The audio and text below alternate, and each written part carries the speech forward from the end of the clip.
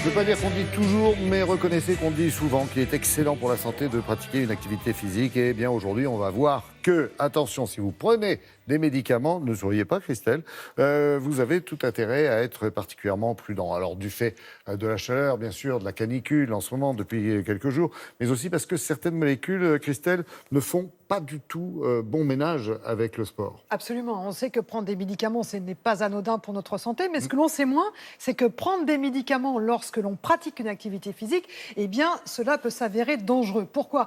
Parce que les molécules des médicaments que vous allez ingérer vont aller sur des organes et que ces organes, pendant l'activité physique, travaillent davantage, sont davantage sollicités. Ça, c'est la première raison. Et puis, deuxièmement, c'est vrai que lorsque l'activité physique est intense, elle bouleverse votre métabolisme. Et quand le métabolisme est bouleversé, eh bien, les effets secondaires de ces médicaments peuvent être majorés ou au contraire annulés. Exemple, quand vous êtes enrhumé, on prend des médicaments qui sont vasoconstricteurs. Il faut savoir que la vasoconstriction peut être dangereuse parce qu'elle a un impact sur votre système cardiovasculaire. Donc attention, lorsqu'on est très enrhumé et qu'on prend des médicaments contre le rhume, de ne pas aller faire des sports de résistance. Alors justement, quels sont les médicaments dont il faut se méfier lorsque l'on pratique une activité physique ? Réponse avec le docteur Rosenblatt.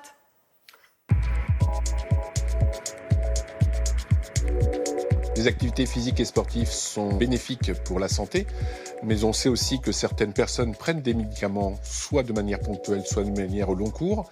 Il faut faire attention à l'utilisation de ces médicaments qui peuvent être parfois délétères et néfastes pour l'activité physique.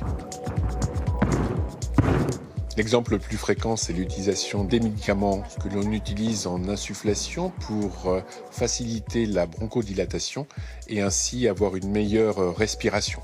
On l'utilise notamment dans l'asthme, mais l'on sait aussi que lorsqu'on l'utilise trop fréquemment, cela peut entraîner des troubles cardiovasculaires, et notamment des troubles du rythme, et ça peut aller même parfois jusqu'à une insuffisance cardiaque.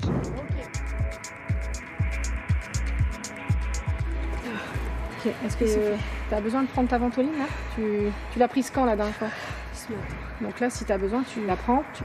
Bien évidemment, il faudra respecter la prescription du médecin, mais si l'on est amené à l'utiliser plus fréquemment, parce qu'on est un petit peu plus essoufflé, il faudra noter les quantités que l'on aura insufflées pour pouvoir le retranscrire par la suite et savoir s'il n'y a pas d'effet indésirable. Autre exemple, ce sont les antihistaminiques qu'on utilise contre les allergies.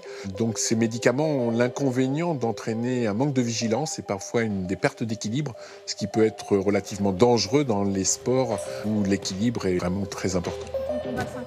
Autre catégorie de médicaments, les bêta-bloquants qu'on utilise fréquemment pour le traitement de l'hypertension artérielle. Ils vont avoir un effet bénéfique sur cette hypertension, mais aussi néfaste lorsqu'on va pratiquer une activité physique et sportive. C'est surtout dans les activités dites de résistance qu'il faudra être vigilant avec l'utilisation des bêta-bloquants, notamment tout ce qui va être soulèvement de charge, tout ce qui va être activité dite en résistance, le squash, le tennis, les sports de ballon, tout ce qui peut entraîner une augmentation rapide de la fréquence cardiaque alors que le médicament est là pour justement la réduire.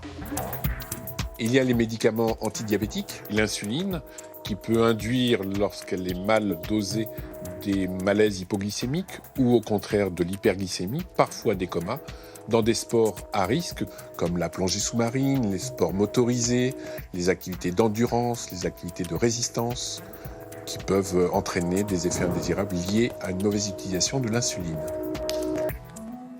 Alors pour le sport, on a compris.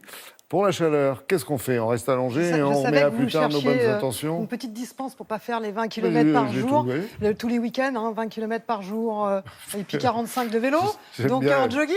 Oh là là, elle me cherche. Donc l'idée, c'est qu'effectivement, ne pas faire d'activité physique quand il fait très chaud. Pourquoi ? Parce qu'on subit déjà une hyperthermie, le corps monte en température. Quand vous faites une activité physique, ça monte encore plus haut, donc ça peut avoir des conséquences dramatiques. Et deuxièmement, parce que la fréquence cardiaque augmente vraiment lorsqu'il fait chaud et lorsqu'on pratique une activité physique, elle augmente aussi, surtout pour les débutants.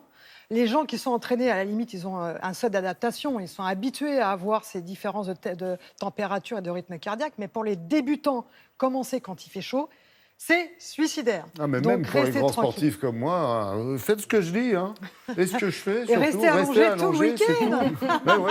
Et J'en étais sûre. vous vous retenez, c'est tout. C'est pas compliqué. Ça va être dur, hein. Ça va être dur. Oh. J'ai assez de volonté pour ça.